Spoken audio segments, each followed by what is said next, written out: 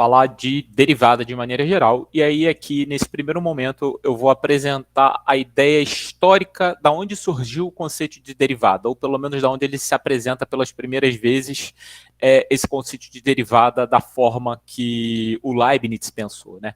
Mais uma vez, quando a gente pensa em cálculo, a gente sempre fala assim, o Leibniz criou o cálculo, mas assim, na verdade ele estava tentando resolver problemas, beleza? E que tipo de problema ele estava tentando resolver? Ele estava tentando calcular retas tangentes de curvas abstratas. Então, assim, ele estava tentando calcular uma reta tangente de um círculo qualquer, ele estava tentando calcular reta tangente de uma parábola, ele estava tentando calcular reta tangente de uma elipse, então ele estava tentando calcular uma reta tangente de uma curva, geralmente curvas comuns, abstratas, de forma geral. E aqui o que eu vou apresentar hoje é essa ideia dele para determinar essa reta tangente da curva aqui que a gente estava apresentando. E da onde surgiu a notação dx dy, né? Essa notação dx dy, que a gente conhece como f' e tudo mais, é a notação do Leibniz, beleza? E aí a gente tem que tomar um certo cuidado com esses maneirismos históricos de maneira geral, porque a gente tem o seguinte: Descartes nunca fez um plano cartesiano na vida, tá?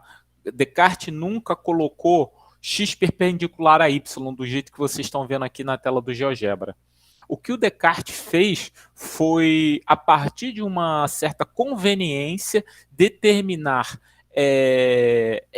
duas retas não paralelas, vamos botar assim, duas retas concorrentes num sistema de resolução de problemas. Na verdade, ele estava tentando resolver o problema de Pappus, e aí ele define, para resolver o problema de Pappus, ele é um problema de geometria plana. Em algum momento eu posso comentar aqui que é o problema de Pappus, mas enfim, ele estava tentando resolver esse problema, e aí ele define um certo sistema de coordenadas ali, e aí a partir desse sistema de coordenadas ele consegue encontrar equações que definem cônicas, porque as soluções do problema de Pappus para 4 retas, para 3 e 4 retas são cônicas. Beleza. Aí a gente anda um pouquinho, né? O Leibniz pega as ideias do Descartes e de outros matemáticos da época, principalmente do Fermat também, e aí ele começa a trabalhar, né, no entendimento desse processo de determinar tangentes e fazer quadraturas. Você tem que lembrar que, historicamente, você fazer quadraturas, você quadrar alguma coisa, significava determinar a área. Então, quando eu digo que eu quero quadrar o círculo, eu quero determinar um quadrado que tem a mesma área do círculo. E aí, nesse momento, eu não preciso mais estabelecer construções com régua e compasso. Simplesmente eu faço alguma coisa, eu determino um processo, né, que envolve limite, que vai determinar a área de um determinado objeto, que foi desembocar, né, nas integrais.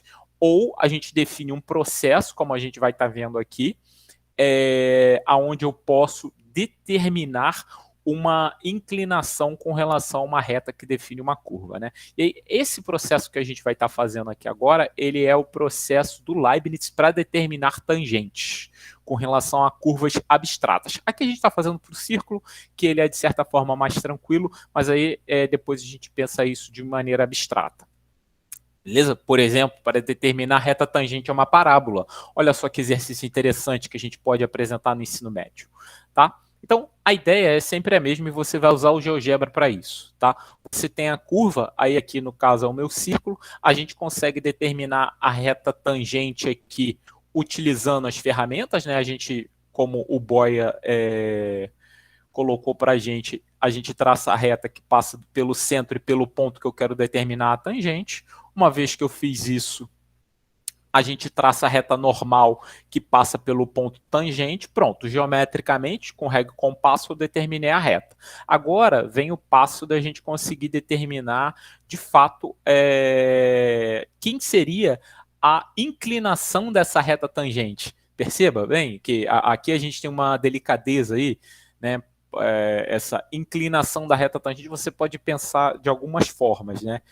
Você pode pensar assim, pensa que eu quero determinar um mecanismo geral. O que eu estou fazendo aqui para o círculo de forma relativamente simples, que o GeoGebra está me ajudando, eu poderia fazer para qualquer outra curva. E é essa a pegada, qualquer outra curva que admita reta tangente. Né? E aí é essa que é a pegada. Então, assim, nesse primeiro momento, o que a gente vai fazer?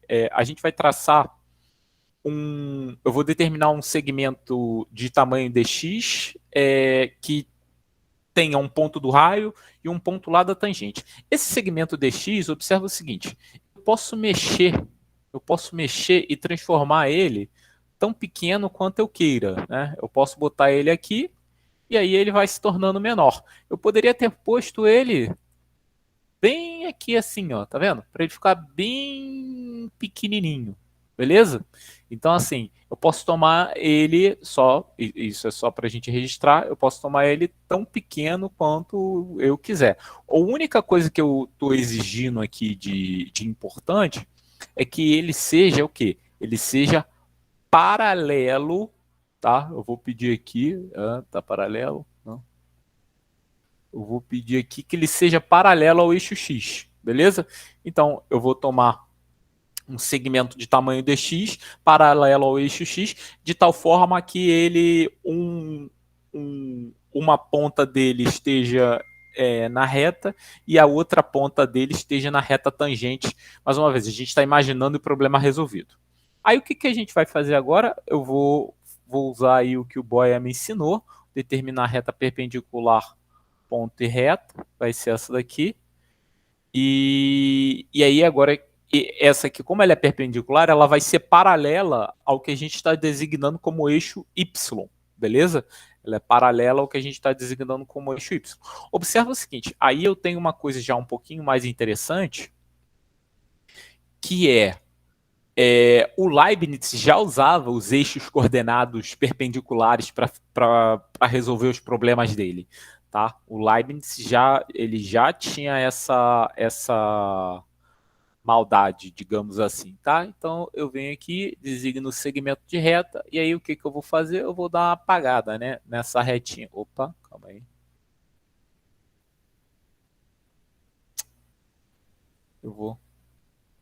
Vou dar uma apagada nessa retinha aqui.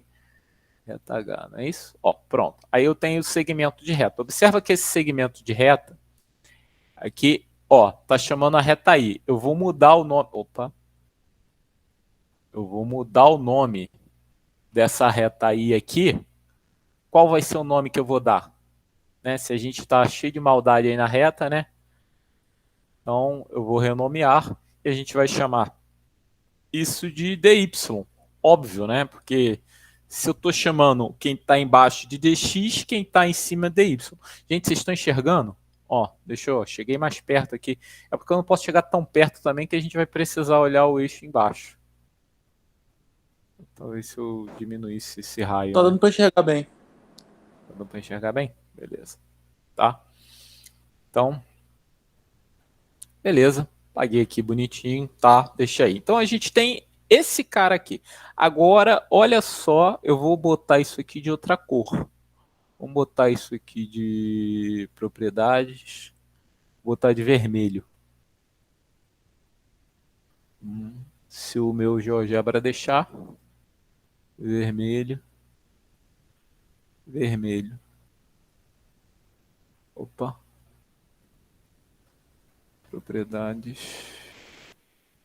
Vermelho. Ok. Aí eu vou fazer mais uma coisa também. Eu vou designar o segmento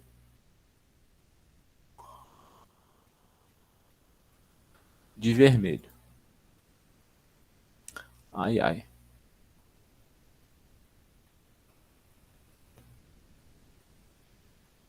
Ai, ai, a gente volta.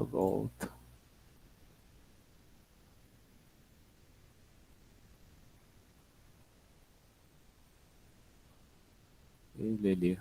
Por que eu botei esse ponto de aí? Não tem o menor sentido. Aqui de novo.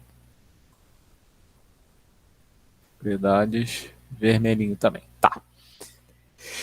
Agora a gente tem uma coisa interessante aqui. Olha só.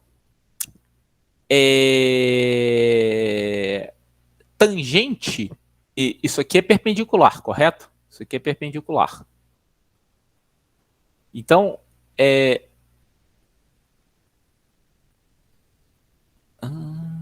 Tá, fala, Thiago. Deixa eu fazer uma outra coisa aqui. Pode falar, Thiago. Eu só tô com uma dúvida.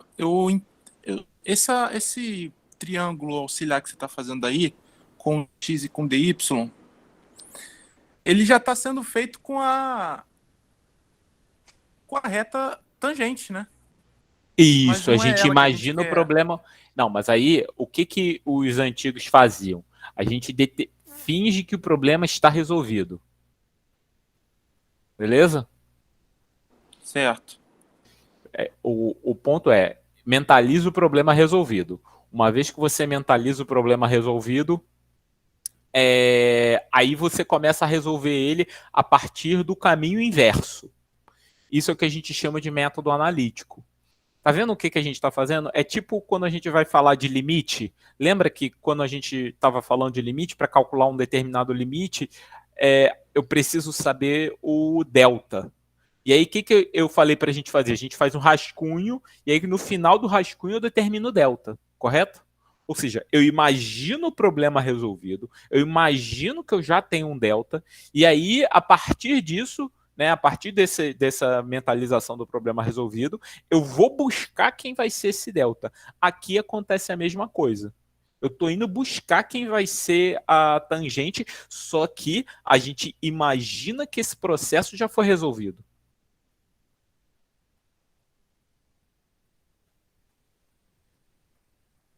Tudo bem? Tudo Thiago? ótimo, entendi. Entendi. Tá. Então, ó, agora vem o ensino médio aí na história. Olha só que coisa interessante. Eu vou fazer aqui um triângulo. Ó.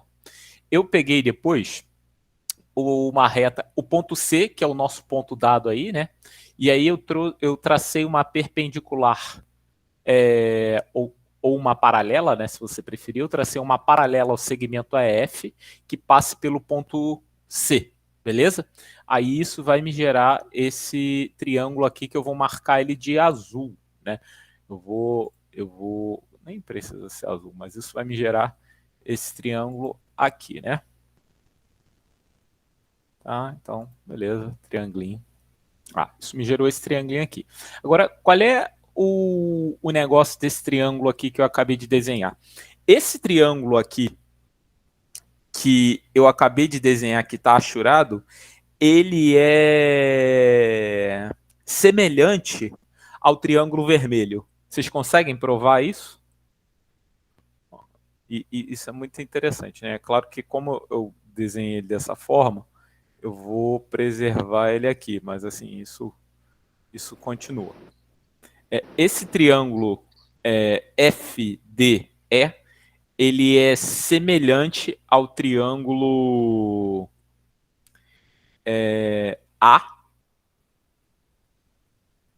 ACD, beleza? E o que isso implica? Vocês conseguiriam provar isso? Ou pelo menos ter uma ideia? Ó, Isso esse pode triângulo ficar de vermelho repente aí. para casa. Tá, então deixa pra lá.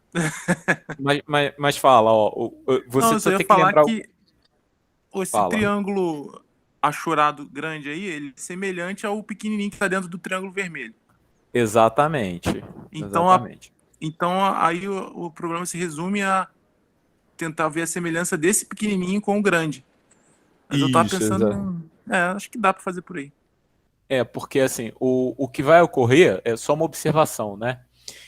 Você está certo, Thiago. Então, esse triângulo aqui, ó, como a reta, como o segmento DE, né? Se vocês estão observando aí o segmento DE, ele é paralelo ao segmento AH. Isso significa que o triângulo DG, aí eu preciso acrescentar um novo ponto aqui, né? O DGI, ele vai ser obrigatoriamente semelhante ao triângulo ACH, beleza? Então, tudo bem, esse que está aqui dentro. Agora, o que está dentro do triângulo vermelho, ele vai ser semelhante ao triângulo todo por alguns motivos, né? Primeiro, o ângulo referente aí, ele tem 90 graus, beleza? O ângulo referente aí, ele tem 90 graus. O ângulo referente a G, aí eu vou ter que marcar o ângulo, senão vai ficar difícil de ver. Deixa eu ver que esse aqui. Ângulo. Ó, deixa eu ver se ele vai marcar, né? Ah, não, aí ele me marcou com outra coisa que eu não queria, né? Aí a gente faz assim e volta. Então, deixa eu ver aqui, calma aí. E você... Aí ele vai me marcar um também que eu não quero. Então é você, você e você. Ó, esse ângulo é um ângulo reto, né? Assim, só umas observações. Então, esse ângulo é um ângulo reto. Esse ângulo aqui, ele também é reto. 1, 2. E eu marquei do lado errado. Caraca, eu sempre marco do lado errado esse negócio. Aí, esse e esse. Ele também é reto, né? Esse é reto e esse é reto, como vocês estão conseguindo perceber aí na imagem. O que vai acontecer? Ó, esse ângulo aqui também, deixa eu ver, calma aí. Esse aqui,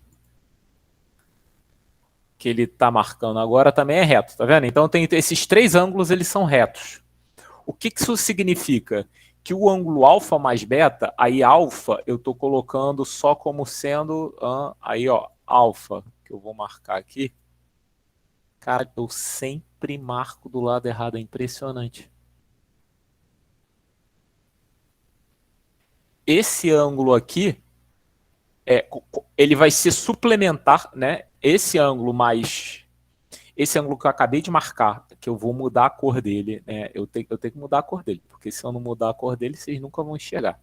Então eu vou botar de vermelho, ó. Vou chegar perto aqui, né? Vou chegar perto. Ó. O ângulo que eu marquei aqui em vermelho, ele é suplementar ao ângulo de 90 graus aqui do outro lado. Isso significa que o valor do ângulo oposto, né, ele, sei lá, é beta. E o valor desse ângulo aqui, né, que é onde está a cruzinha, também é beta. Entendeu? Eu vou marcar agora e vou botar os dois de azul. Ó. Se esse daqui, ele é... Esse cara é 90 graus, esse é vermelhinho. Então, o que eu vou botar de azul aqui, ó, vou botar de azul. Vamos ver se eu acerto agora esse negócio. Calma aí, ângulo, ângulo. Ângulo. Ó, vou botar de azul aqui. Esse cara aqui, que eu vou botar de azul. Não, filho, ângulo. Propriedades. Azul, né? Esse azulzinho aí, ele vai ser exatamente o mesmo que esse azulzinho aqui, ó.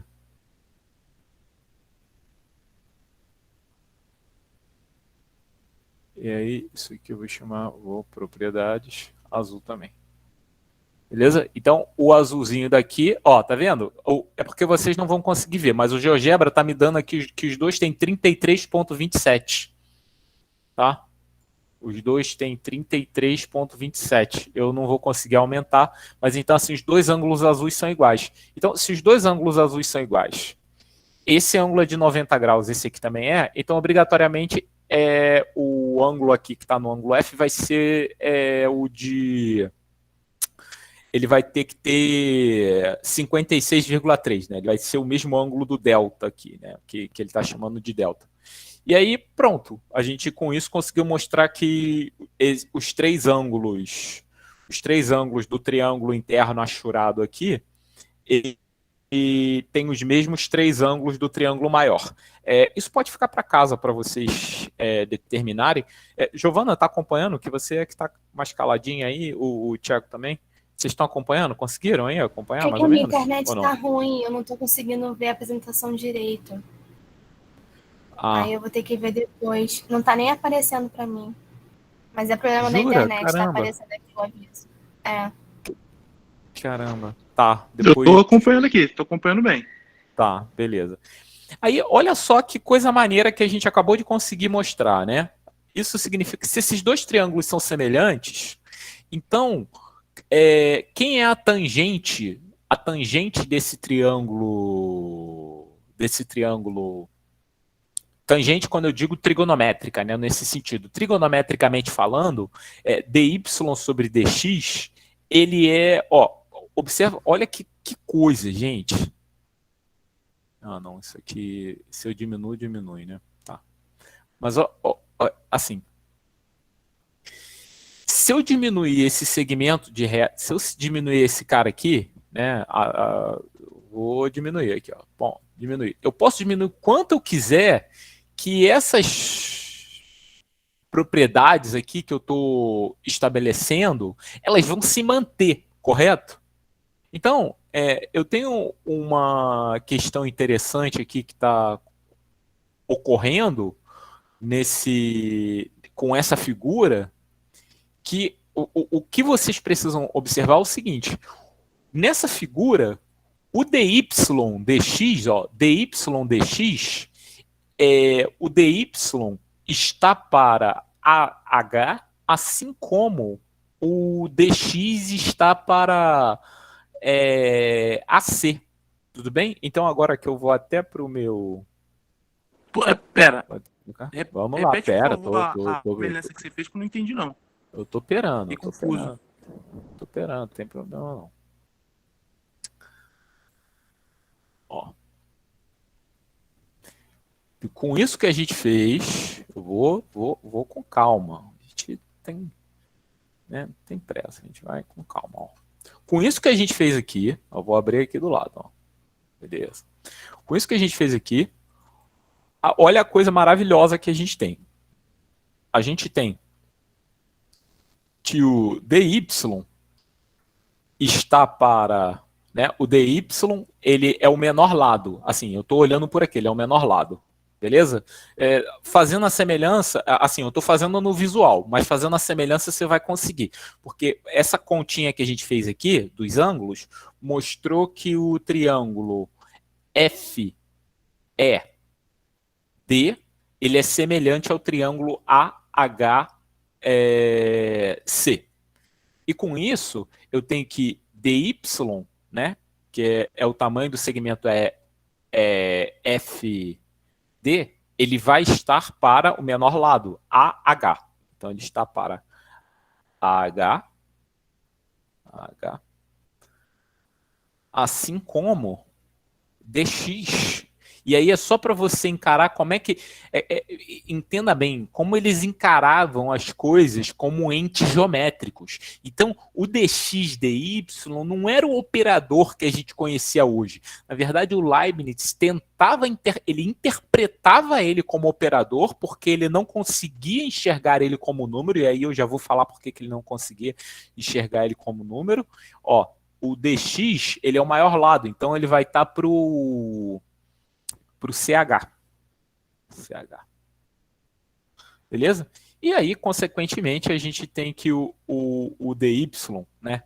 Eu tenho que o dy dx, né? O famoso dy dx, que é a ideia de derivada. Eu estou apresentando uma ideia histórica de derivada, hein? Isso é igual a A, isso é igual a H sobre CH. Beleza? Então, é isso que está acontecendo aqui. Calma aí, não. CH. Calma aí, deixa eu ver se a semelhança aqui que eu fiz ficou certinha. O dx veio para baixo. Isso. Todo mundo concorda? Todo mundo aí conseguiu ver?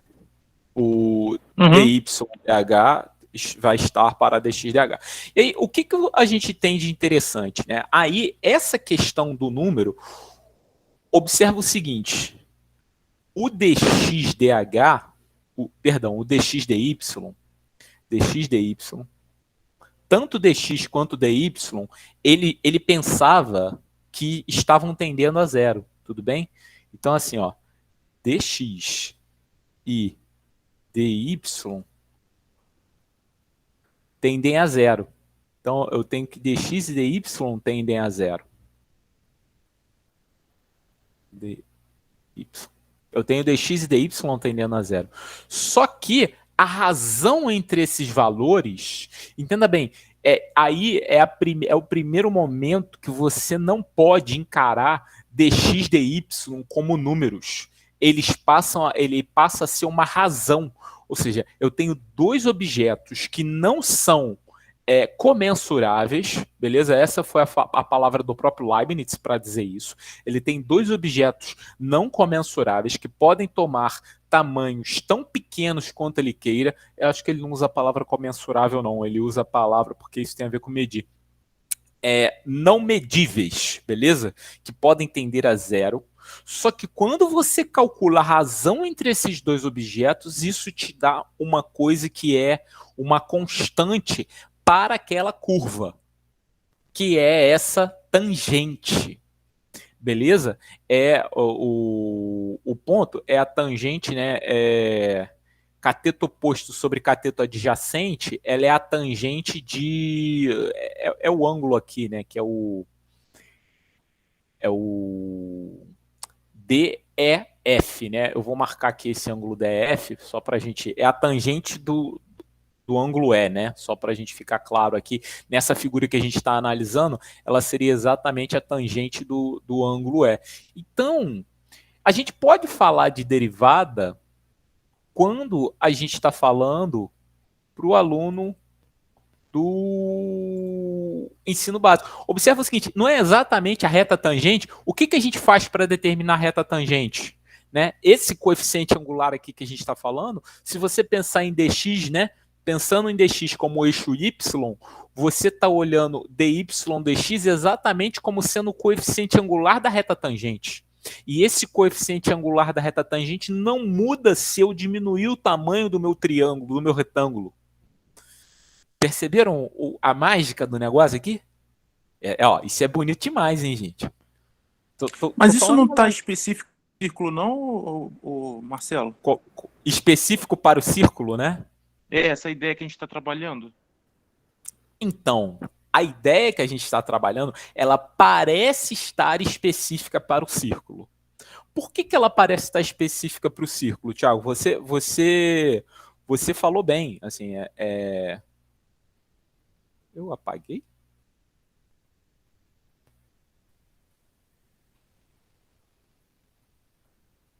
Gente, eu abri um novo? O que é isso aqui? Ah, gente, tá na outra aula, que eu copiei isso na outra aula. Desculpa, isso aqui não devia estar aqui não, calma aí. Opa, Ctrl X. Tava preparando a aula da biologia, aí tava na aula da biologia, calma aí. Motivação. Você tá certo. Então, assim, vamos só concluir a ideia. Isso que a gente fez parece uma coisa que está para o círculo. Você está absolutamente correto. Mas o que o Leibniz faz é generalizar isso. Observa o seguinte, esse AH, né? O que é isso aqui? O que eu botei de vermelho. Esse AH sobre CH, ele é o coeficiente angular da reta tangente à curva no ponto. Você compreende a sagacidade do Leibniz? Quando ele olha para isso aqui, e aqui ele tem o coeficiente angular daquela curva no ponto. Concordo com você que o que a gente está fazendo parece estar sendo específico para o círculo. Mas, Thiago, se eu tivesse pensado numa outra curva qualquer, eu vou abrir um arquivo novo aqui. Eu gravo isso aqui? Eu vou gravar, vai que vocês precisem. Enfim.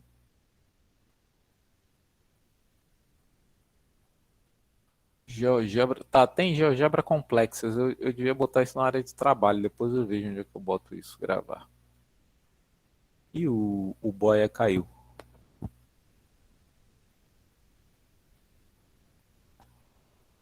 E é com essa ideia, Thiago, que eu gostaria que vocês apresentassem ideia de derivada.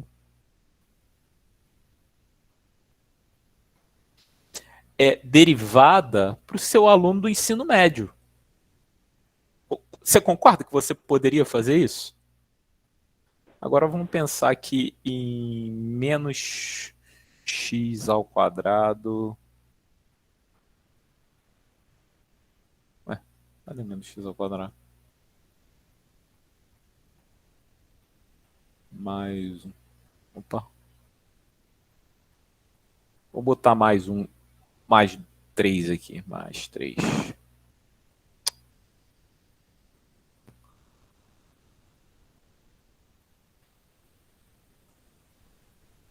Vai.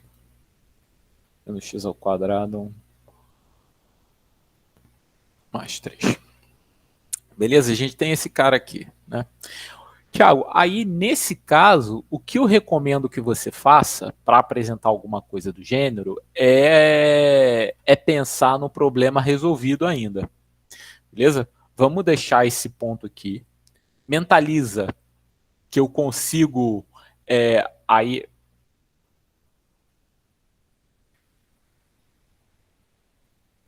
Não. Calma aí. Ó.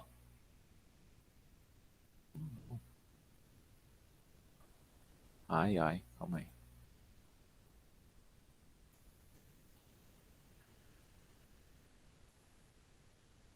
Apagar.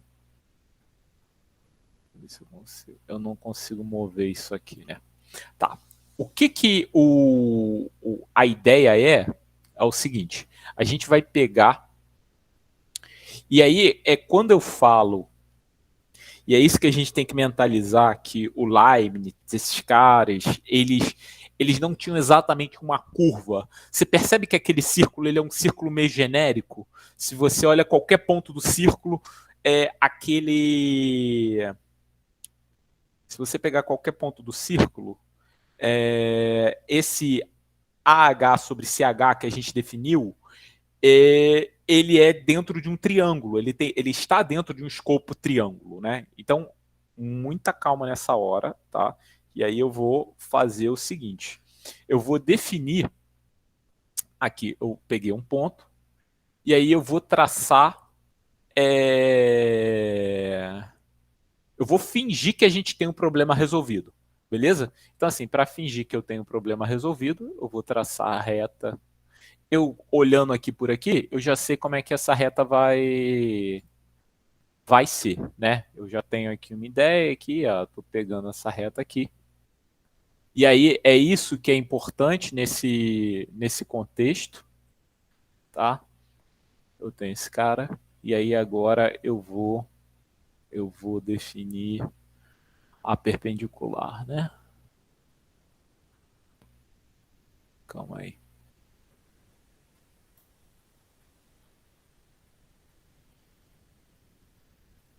Não. Gente. Vou mexer aqui um pouquinho.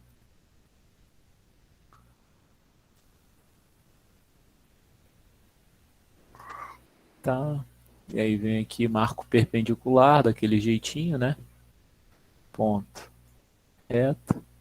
Aí eu vou vir aqui agora e vou dar uma mexidinha aqui.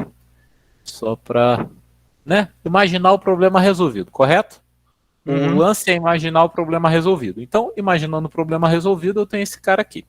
Aí isso me dá alguns pontos interessantes. Aí o primeiro ponto que eu vou marcar é esse ponto A aqui, ó, que é o ponto em que ela corta o eixo X, beleza? O ponto em que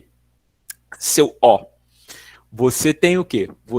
Eu estou imaginando o problema resolvido. Então, se eu imaginei o problema resolvido, você tem uma reta tangente aqui e eu pego a perpendicular a essa reta tangente. Isso vai me gerar um ponto que está cortando no eixo X. Aí, qual é a magia do negócio, né? Qual é a magia do negócio? Eu vou apagar os eixos coordenados aqui. Eu vou apagar os eixos coordenados para a gente não ver. E aí eu vou definir os eixos coordenados, a gente vai definir os eixos coordenados tendo aonde eu quiser. Você está entendendo?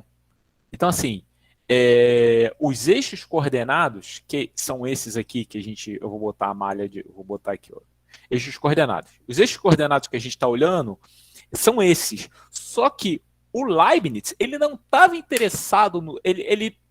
Eixo coordenado, eu boto onde eu quiser. Eu boto onde me for conveniente. Você está entendendo? Então, se me é conveniente botar os eixos coordenados em outro lugar, eu vou botar. Mas vamos usar esse... O lance que eu quero que você entenda é que esse C aqui, eu quero que ele seja o 00, entendeu? Eu não quero que o 00 seja aqui, aonde a gente está vendo. Eu quero que ele seja aqui onde está o C, por exemplo. Ou, enfim, ele pode ser em outro lugar, mas o lance é que você quer os eixos coordenados em algum lugar que você tenha um controle maior sobre ele. Ficou claro o que eu estou comentando, Thiago? Ficou. Por exemplo, não sei como é que vai fazer isso, mas eu entendi a ideia, mas não como estou a gente está falando, solução. como a gente está falando, vai botar o eixo X aí em cima? É isso? Não entendi. Como a gente está falando de geometria plana básica, de certa forma, o que eu vou fazer é botar, por exemplo, os eixos coordenados aqui. Então eu vou fazer o seguinte, eu vou apagar os eixos que estão aparecendo e para mim agora os eixos coordenados reais aqui que eu quero trabalhar, eles vão ser esses que eu estou botando dessa cor diferente aqui. Vamos botar de outra cor. Você quer que os eixos, você quer forçar essa reta aí a começar da origem, né? Isso, exatamente. Esses aí, né? Entendi. Exatamente. E era isso que eles faziam. Beleza? Então, os eixos coordenados, eles vão... Opa, calma aí. Opa, eu sempre erro.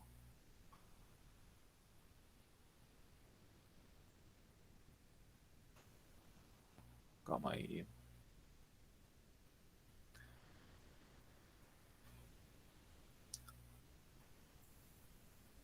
Propriedades. Aí vou botar aqui de azul. Ok. Aí vou botar aqui também de azul. Então, os novos eixos coordenados para mim, eles são esses agora. Beleza? Eles são esses. E aí agora eu vou fazer a mesma técnica. Eu vou fazer, mais uma vez, é a mesma técnica. Eu vou pegar uma paralela, né? Eu vou pegar segmento, né? Vamos fazer aqui, ó, segmento de reta. Aí eu vou dar um zoom aqui, só para ficar melhor da gente enxergar. Vou definir um ponto aqui. Eu quero segmento de reta, eu não quero reta.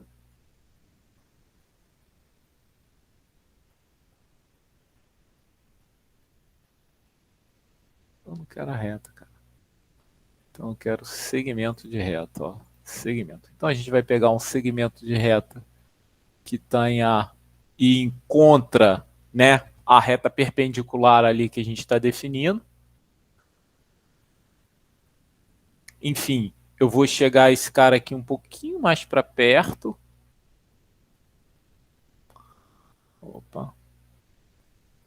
Eu vou chegar esse cara um pouquinho mais para perto, né, que eu quero, por exemplo, aqui. Depois a gente vê isso.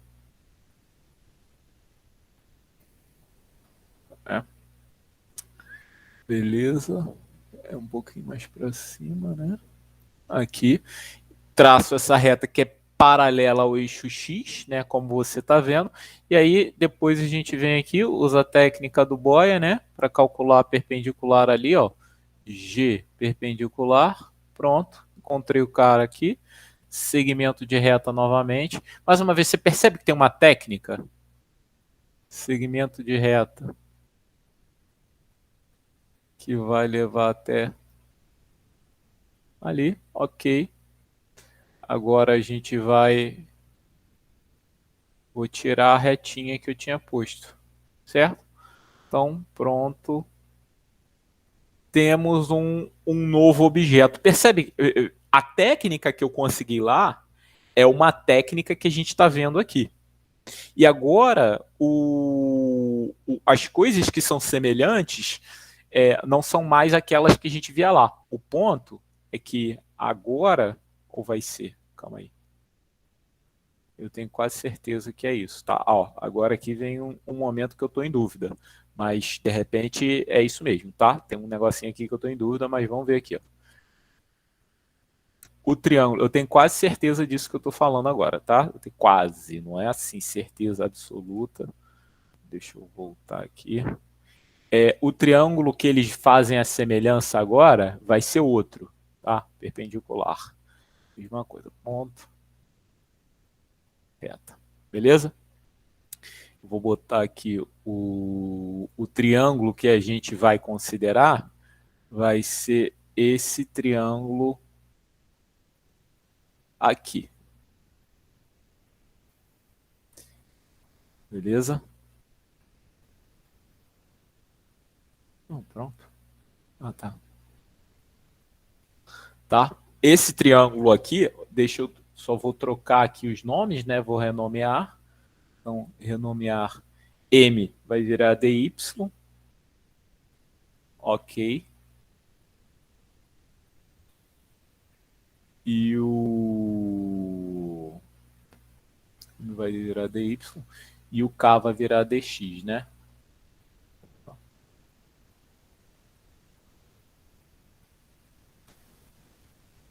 Renomear DX. Ok. Beleza? Então, essa é a figura que a gente tem. E o ponto agora é que o triângulo AIJ ele é semelhante ao triângulo HGF. Beleza? Esses triângulos eles vão ser semelhantes. Esse é até mais fácil de perceber, né? Porque se você olhar a reta, né? Eles estão sobre uma mesma reta. O DX e o segmento IJ eles são paralelos, né? Porque eles estão sobre a mesma reta, então eles são paralelos. E, consequentemente, você vai conseguir que o DY sobre DX ele vai... DY está para AI, assim como GF está para IJ. Sacou? Então, assim, pronto, eu já tenho a noção de derivada aí. Eu posso tomar valores tão pequenos, né? Eu posso tomar valores tão pequenos quanto eu desejar, né? Eu posso tomar aqui, né? Eu posso tomar valores muito pequenos aqui.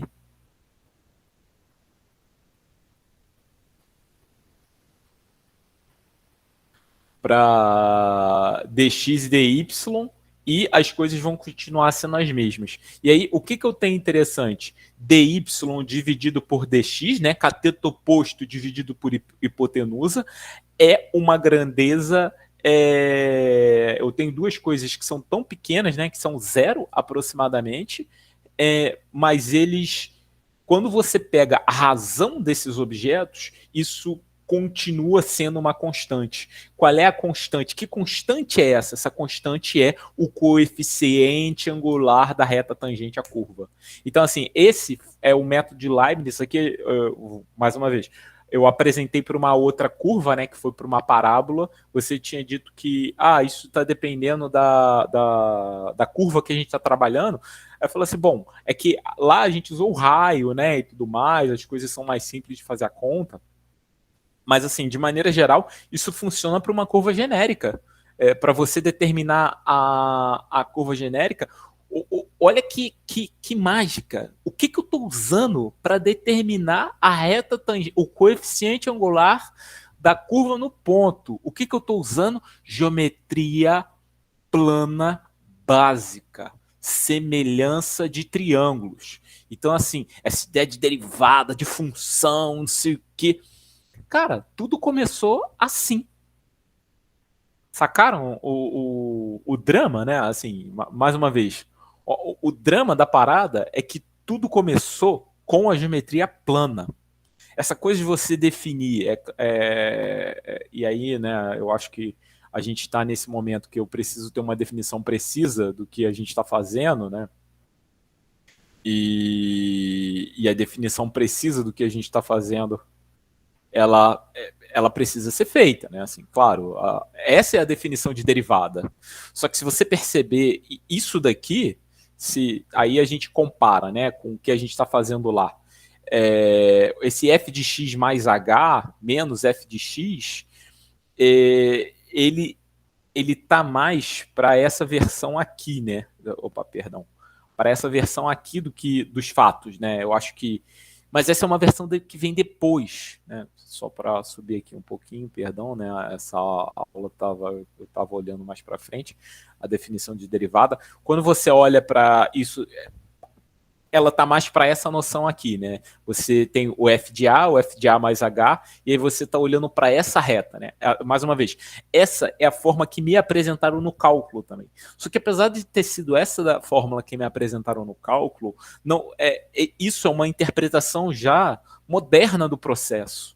O dydx, ele está presente mesmo antes da gente entender o que é função.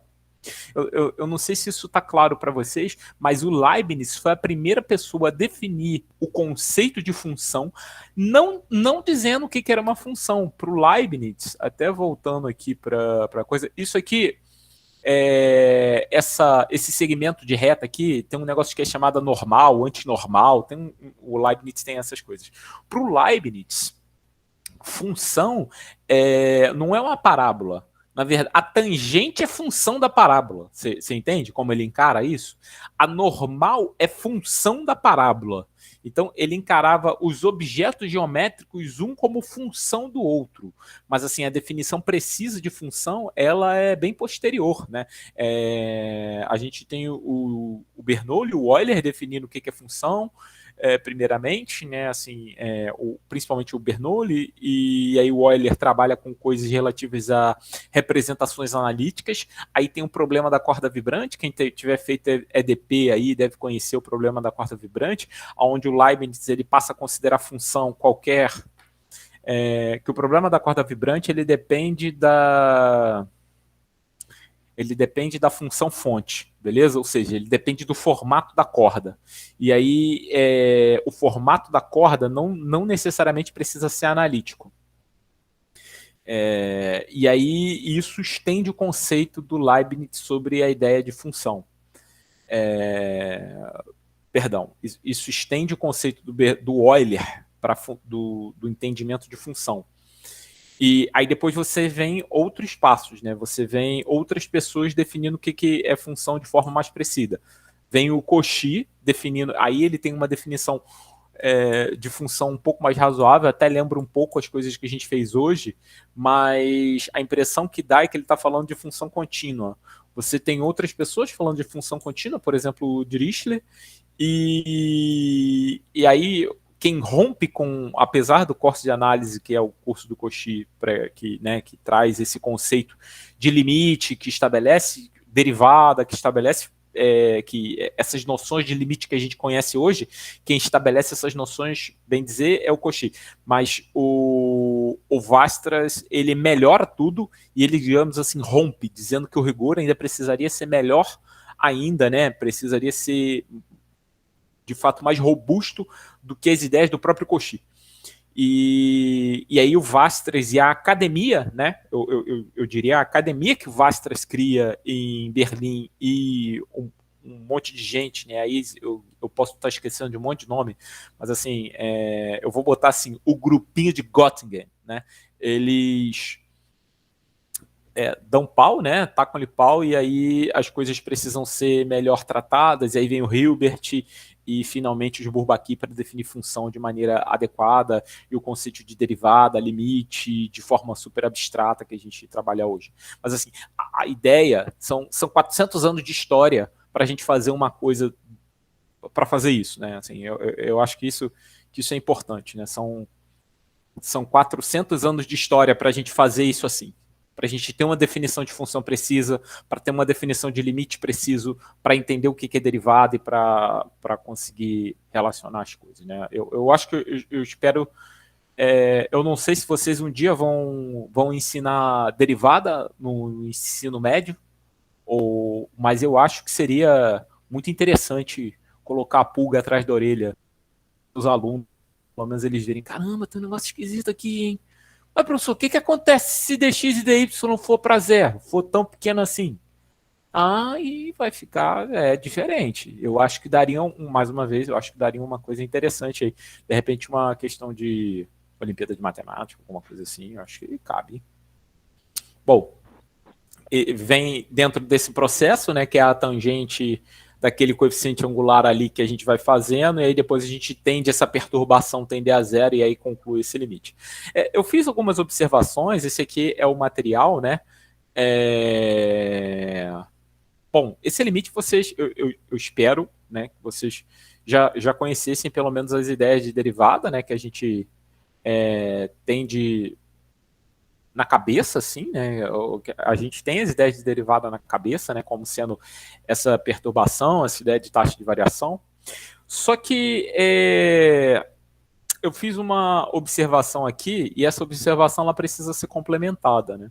Você percebe que o que é derivada para vocês? Me expliquem com as palavras de vocês o que foi derivada no cálculo e o que você entende como derivada.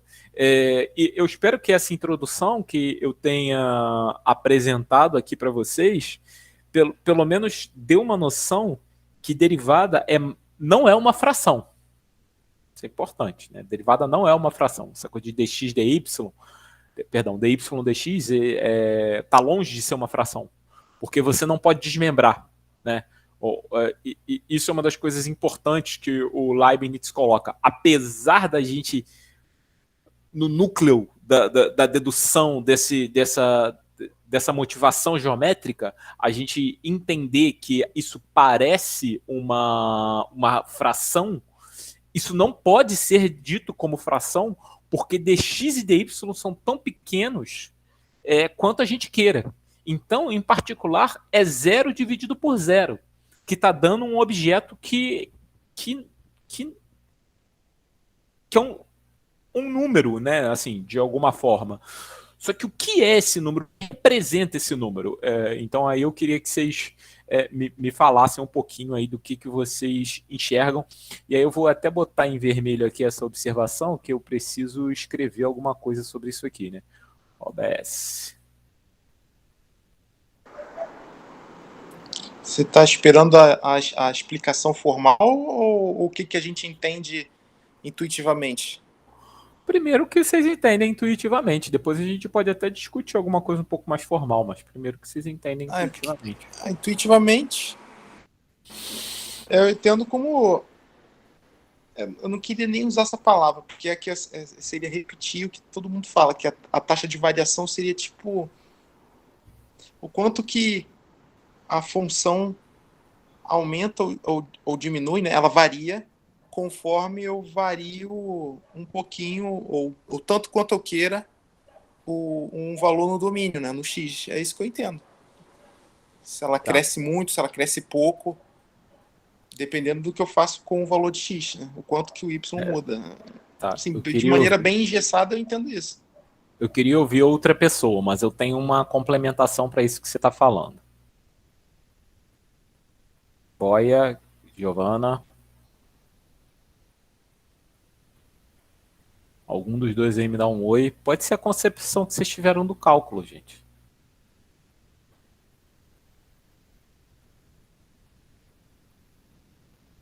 Ninguém? Giovana? Tá, mas assim, pensando no que é derivada, eu sei que eu falei um monte de coisa, mas assim, você deve ter uma concepção de derivada. Sim. Então, qual é a sua concepção de derivada?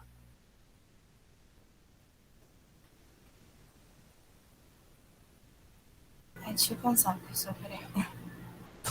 Tudo bem. É porque senão acaba estragando as coisas, né? Tiago, o que você falou tá certo. Derivada, ela tem a ver com taxa de variação, mas ela não é taxa de variação. Que quando você olha taxa de variação, quando a gente fala taxa de variação, você está procurando alguma coisa que se disperse no tempo. Então, assim, quando a gente fala taxa de variação, tem que tomar um certo cuidado, porque é uma taxa de variação instantânea. Então, a derivada, na verdade, ela indica tendências. Sacou?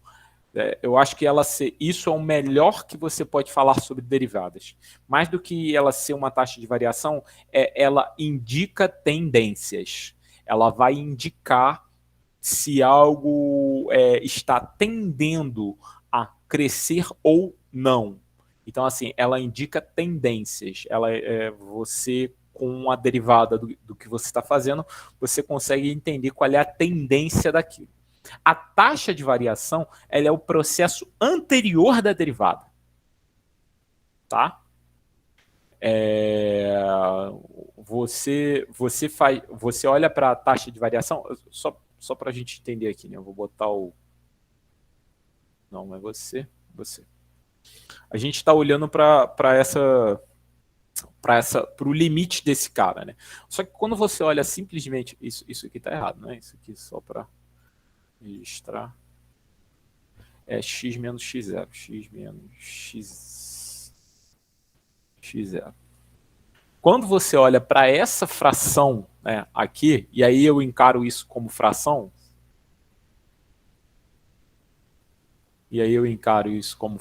sim.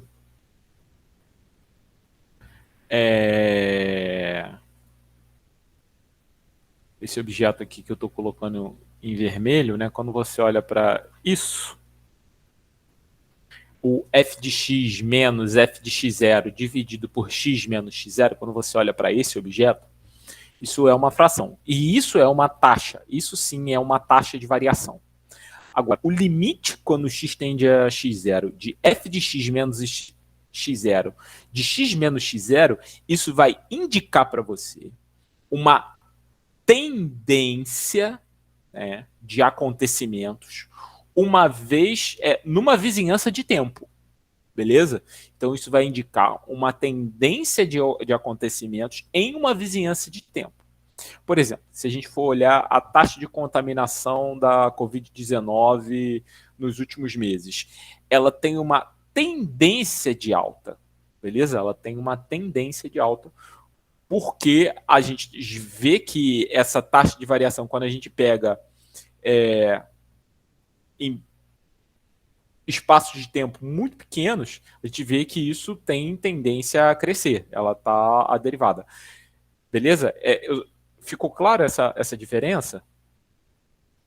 Esse objeto aqui, que a gente simboliza, né, da forma objeto derivada, que a gente simboliza da forma f' de derivada num ponto, né? Então, f' de A, d dx df dx, ou dx de f de A, ou f com x pequeno de A, são as notações. Esse objeto, a gente passa a entender ele como um operador diferencial, né? Ele é uma...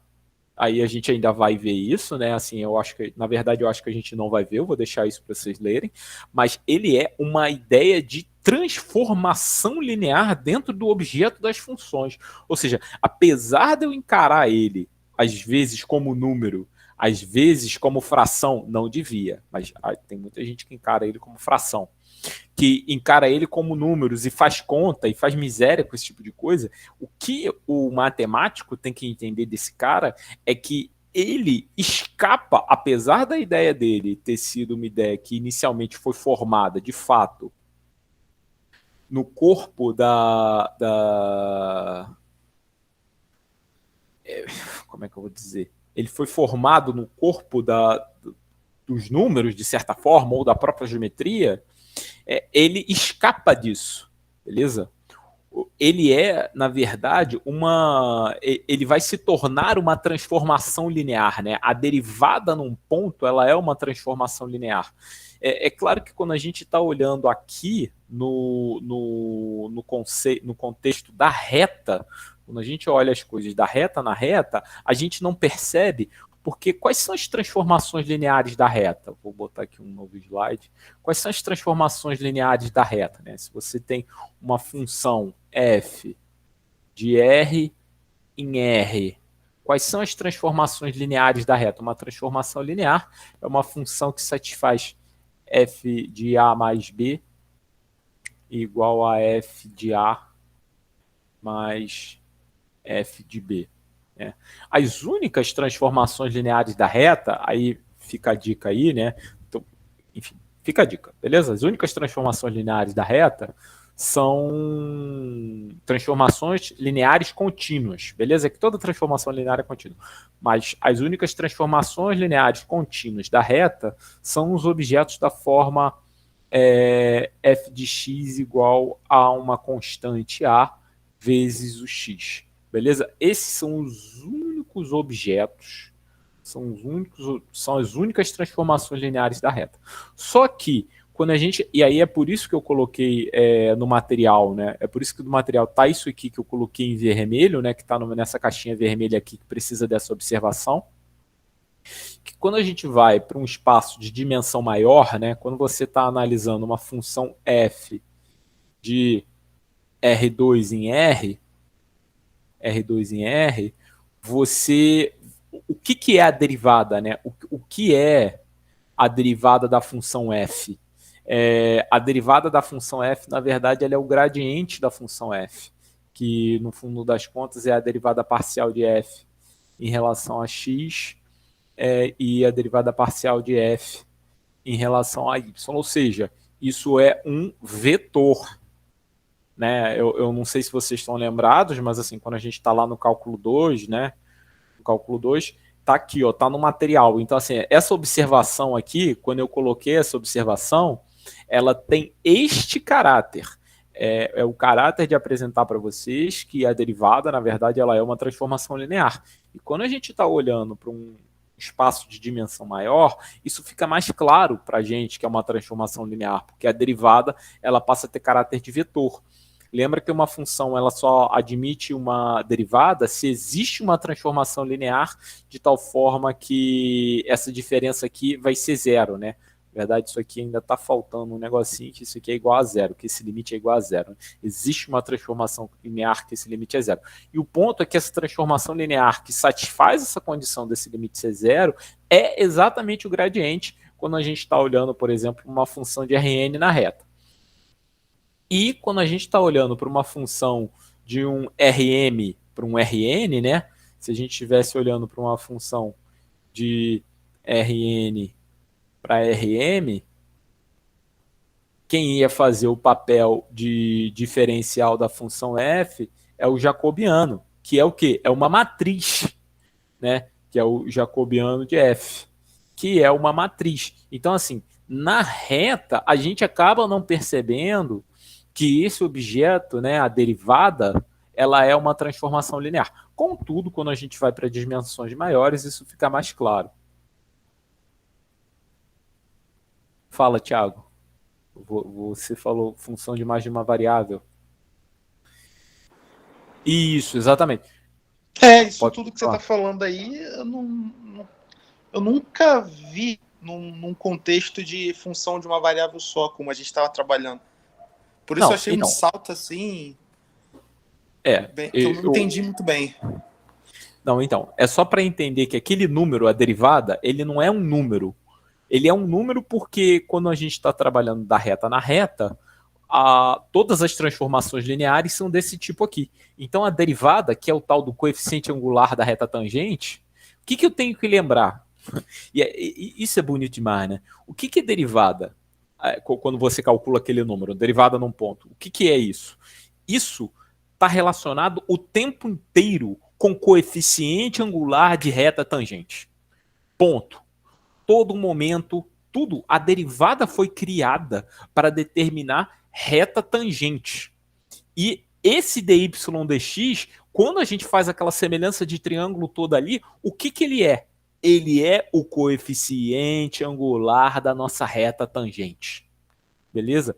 E aí, isso é que é interessante. Observa o seguinte, isso é interessante porque a gente tinha como calcular geometricamente quem era o número, né, digamos assim, do coeficiente angular da reta tangente, porque a gente faz lá toda aquela semelhança de triângulo e sai aquele número ali.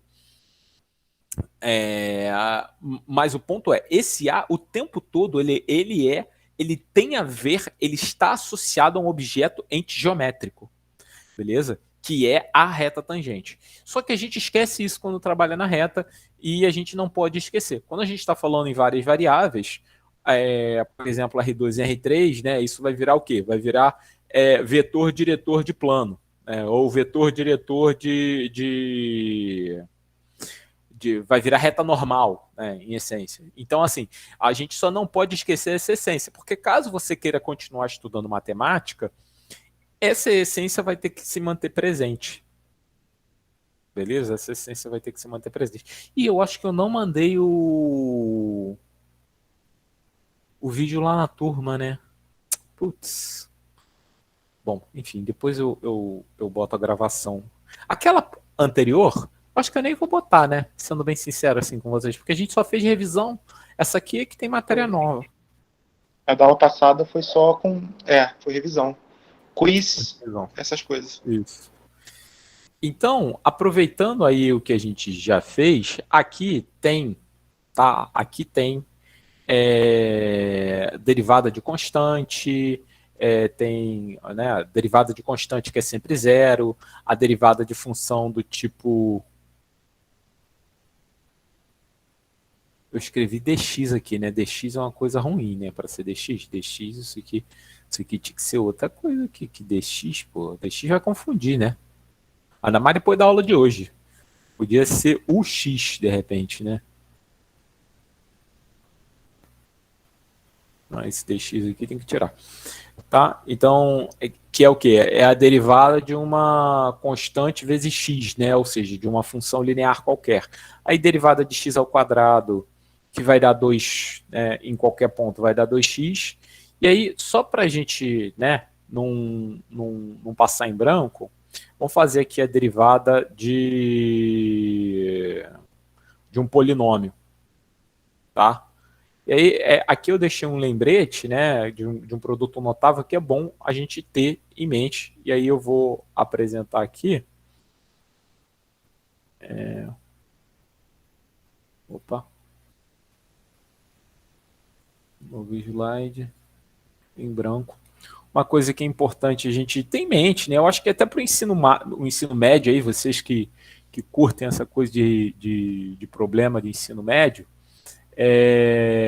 x elevado a n menos a elevado a n, isso é a mesma coisa que x menos a, que multiplica x na n menos 1, mais x na n menos 2a, mais mais x na x a elevado a n menos 2 mais a elevado a n menos 1. Beleza? Bom, e aí para mostrar que o limite de x elevado... Perdão. Ai. Calma aí. Borracha. Bom, aí agora aqui, ó, para mostrar que se a gente tem f de x igual a x elevado a n, então f' de x vai ser igual a n vezes x elevado a n menos 1. Isso se faz por indução, beleza? Isso aqui é indução. Então,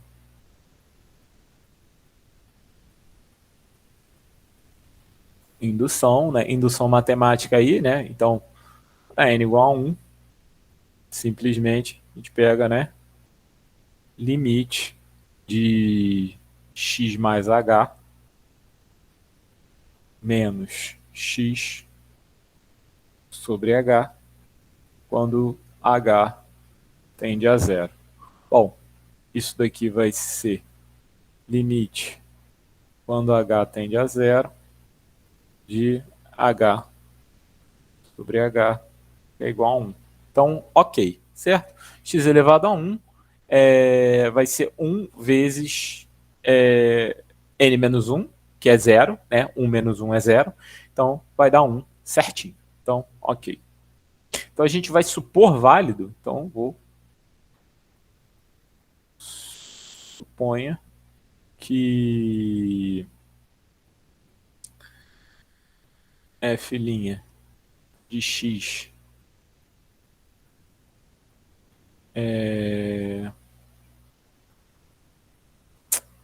para n igual a k, né? Então, suponha n igual a k a verdade. Então, suponha n igual a k. Ok.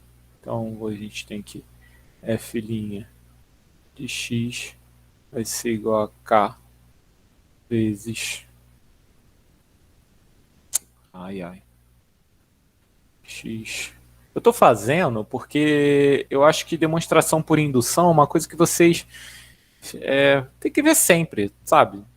De vez em quando tem que pegar lá e fazer uma meia dúzia de demonstração por indução só para a gente não esquecer. Tá? K menos 1. Né? Aí F no caso é K. Então, agora o que eu vou mostrar? Vou mostrar que para K mais 1, certo? Então, limite. Aí, para esse caso aqui eu usei essa definição, mas eu acho que eu vou preferir usar a x menos x0, né? Eu vou usar x menos x0. Ou vou usar y, né? Vou usar y aqui. Vou fazer y tendendo a x. Aí então vou pegar y elevado a k mais 1 menos x elevado a k mais 1 sobre y menos x. Bom, aí como a gente sabe isso daqui, né? Como a gente sabe isso daqui, eu acabei de envolver. Então, isso daqui vai ser o limite quando o y tende a x de y menos x que multiplica y elevado a n elevado a k. Estou fazendo com k, tem que ser k. Y elevado a k. Eita. Y elevado a k. Mais y elevado a k menos 1x mais y x elevado a k menos 1 mais x elevado a k. Correto? Tudo bem até aí? Dividido, claro, por y menos x. Bom, aí aqui, né, nesse momento a gente vai cortar y menos x no numerador e no denominador. E o ponto é que eu estou fazendo o limite quando y tende a x. Só que por hipótese não, na verdade é pela definição de limite, né? Pelo que a gente já viu em limite, a gente sabe que o limite de qualquer constante vezes y elevado a n, quando y tende a x, é igual a constante mantém x elevado a n, certo? Por que eu estou fazendo y tende a x? Bom, então, do que a gente tem aqui em cima? I, né? Cada um desses limites aqui que eu vou sublinhar agora, cada um desses limites, né? Y elevado a k, y elevado a k mais 1 vezes constante, y elevado a k menos 2 vezes constante, y elevado a 1 vezes constante, e isso aqui é constante. Cada um desses limites aqui dá x. Como o limite da soma é a soma dos limites quando os limites existem,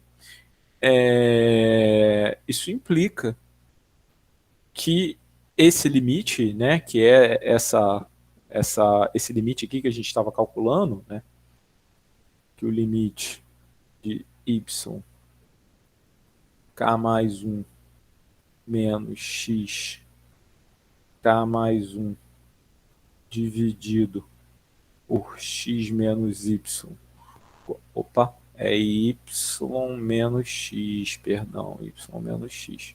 Quando x... Opa, quando y tende a x, isso daqui vai ser igual a YK, na verdade XK, mais XK menos 1 vezes X, XK. XK menos 2 vezes XK ao quadrado, XK. Então vai aparecer XK aqui todas as vezes. Quantas vezes vai aparecer XK? X elevado a K, né? Vai aparecer K vezes. Então isso aqui vai ser K, já vou deixar você falar. X elevado a K. Ah, é K mais 1, perdão, é K mais uma vezes. Opa, deixa eu até apagar. Pô, quem estava falando era o Boia, dizendo que ia precisar sair? Foi isso? Tiagão? Deve ter sido, né? Então, beleza, falou Boia. Aí eu vou botar isso aqui depois na turma, né? Isso aqui vai ser K mais 1 vezes x elevado a k. Bom, e aí a gente provou por indução que a derivada é esse cara aqui. Aí na próxima aula eu falo um pouquinho mais sobre limite. Ih, rapaz, fiquei sozinho?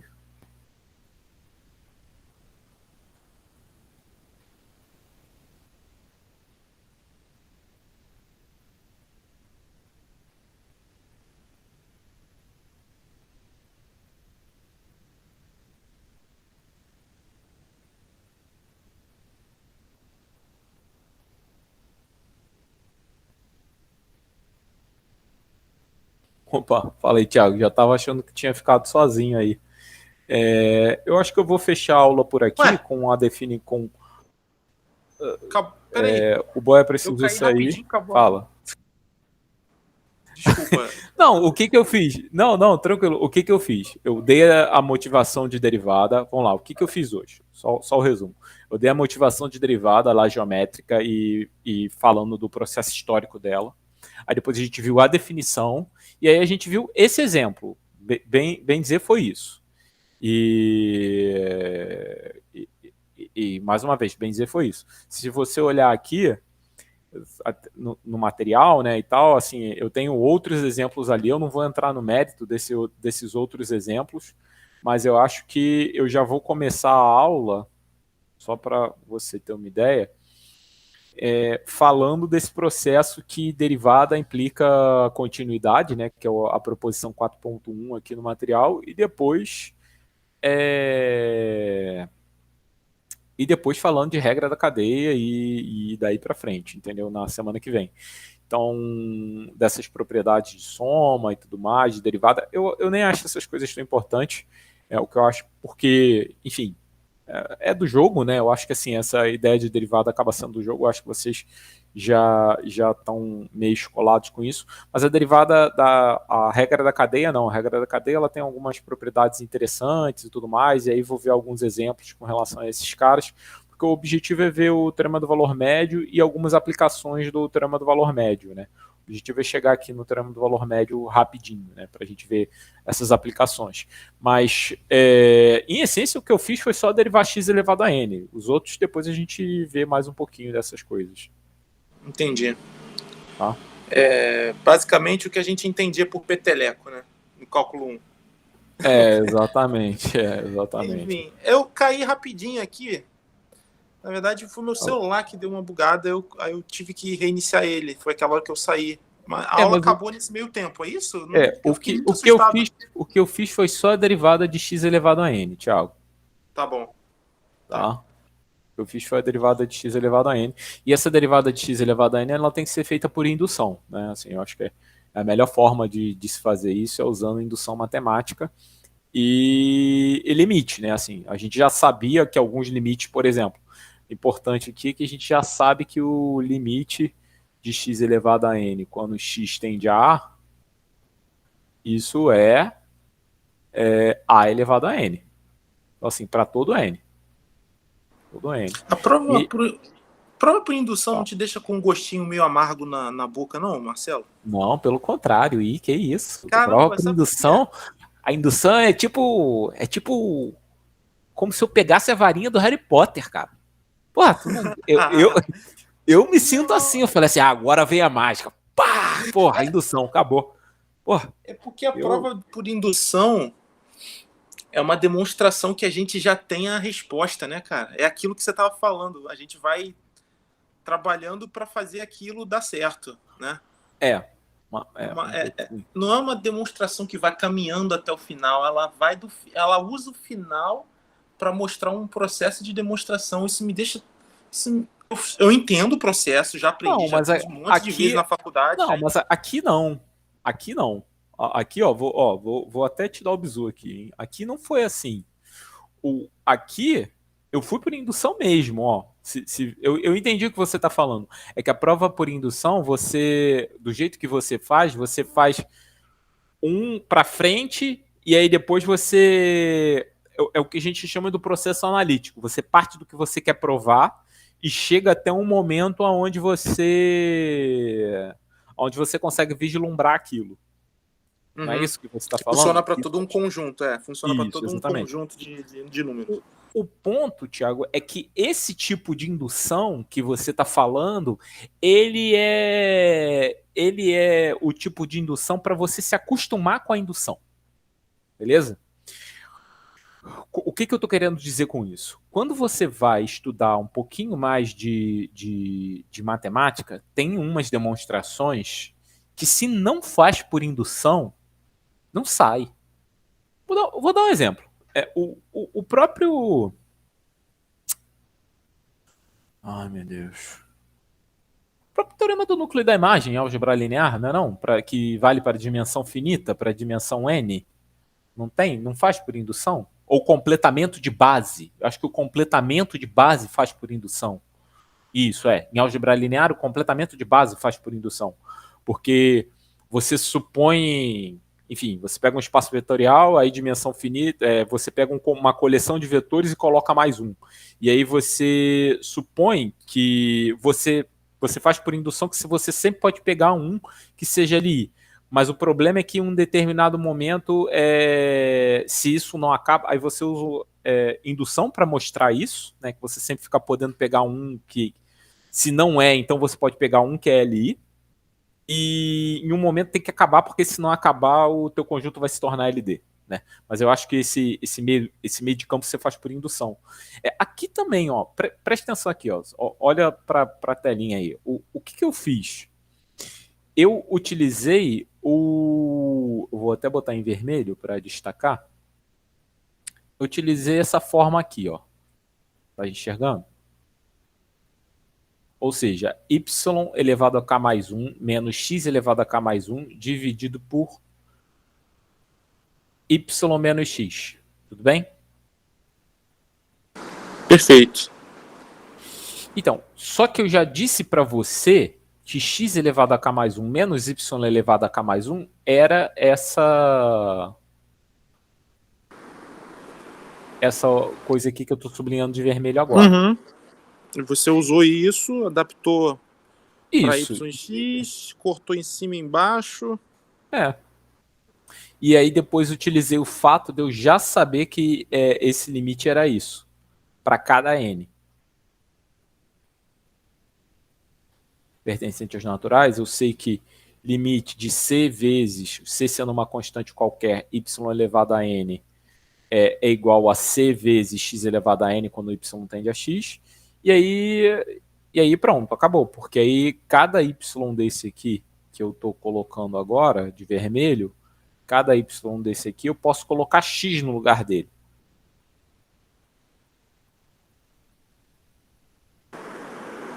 Uhum. E aí, pronto, vai sair a indução sem esse passo de fazer de trás para frente, entendeu? Indução é uma ferramenta muito forte dentro da matemática, Thiago. Sempre que você quer provar que uma coisa vale para todo n, mais uma vez, ela se torna um pouquinho mais forte quando você vai para um espaço de dimensão finita Rn. Aí você precisa fazer alguma coisa que vale para Rn. Aí, caralho, aí o negócio vale para R1, Aí, em essência, você quer provar que vale em RN. Aí o que você faz? Você escreve RN mais 1, né? Você supõe que vale para RN e quer provar para RN mais 1. Aí o que você faz? Você chama RN mais 1 de R cartesiano RN. Então, a ideia de se provar em R cartesiano RN seria a mesma de provar para R2. Então, se você consegue provar na reta em R2, só para você sentir ali como é que faz, quando você for fazer o RN, você vai jogar desse jeito. O RN você vai botar ele como sendo a reta, né, como sendo um cara, e você tem um R1 ali, né? Então você trabalha com isso mais fácil. Então você consegue mostrar que vale que uma determinada coisa, uma determinada propriedade vale para todo RN. Tem algumas demonstrações assim no curso de análise no RN, Thiago. Tá, o curso de análise no RN ele faz algumas demonstrações que utilizam esse processo de indução matemática e, putz, é muito bom, cara. Esse curso não faz parte da nossa ementa, faz?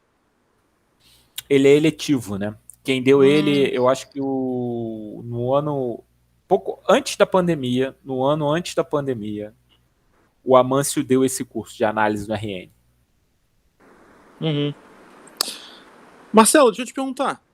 Ainda está de pé aquela assistência que você tinha se disposto? Claro. Para hoje? Claro que tá. Eu será que a gente vou pode parar de gravar, que aí a gente já começa. Tá, eu ia te pedir 10 minutos. Ah, não, eu também vou comer alguma coisa, vamos fazer o seguinte, 8h15 a gente volta. Ah, perfeito.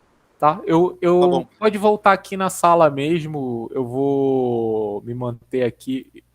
Eu vou voltar para esse link, então. É. Tá.